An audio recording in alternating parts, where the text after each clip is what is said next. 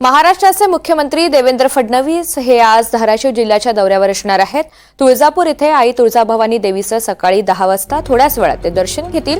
सध्या तुळजाभवानी देवीच्या मंदिराचं जीर्णोद्धाराचं काम सुरू आहे। सोबतच मंदिराचा विकास आराखडा मंजुरीसाठी सरकार दरबारी आहे। तसंच तुळजापूर येथील ड्रग्ज प्रकरण ताजं असल्यामुळे मुख्यमंत्री देवेंद्र फडणवीस यांचा हा दौरा महत्त्वपूर्ण मानला जातोय।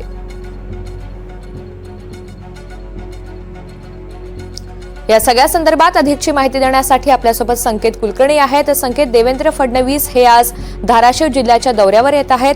एकंदरीत त्यांचा हा कार्यक्रम कसा असणार आहे, किती वाजता ते दाखल होतील आणि दुसरं महत्त्वाचं म्हणजे दुसरीकडे आपण पाहतोय ड्रग्ज प्रकरण सुद्धा ताजं आहे। असं असताना एकंदरीत फडणवीस यांचा हा दौरा कितपत महत्त्वाचा आहे?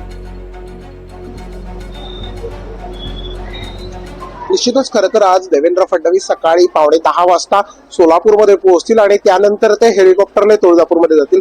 तुळजाभवानीचं 11:15च्या दरम्यान ते तुळजाभवानी मातेचं दर्शन घेतील आणि यावेळेच ते उपस्थित असणारे धाराशिवचे जे जिल्हाधिकारी असतील, पोलीस प्रमुख असतील, त्यांना काही महत्त्वाच्या सूचना देऊ शकतात। ड्रग्ज प्रकरण असेल, कायदा सुव्यवस्थेचे प्रश्न असतील, या संदर्भात देखील ते महत्त्वाच्या सूचना देतील। त्यानंतर देवेंद्र फडणवीसांचा दौरा खरं तर पंढरपूरमध्ये येतोय।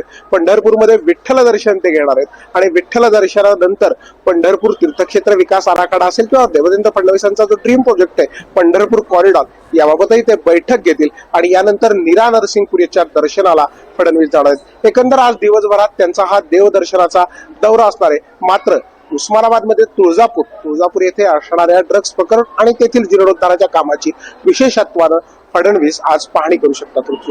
निश्चितच, आणि त्यामुळे बैठकीचं सुद्धा आयोजन करण्यात आलेलं आहे। विविध महत्त्वाच्या घडामोडी सुद्धा घडतील। धन्यवाद सविस्तर माहितीसाठी।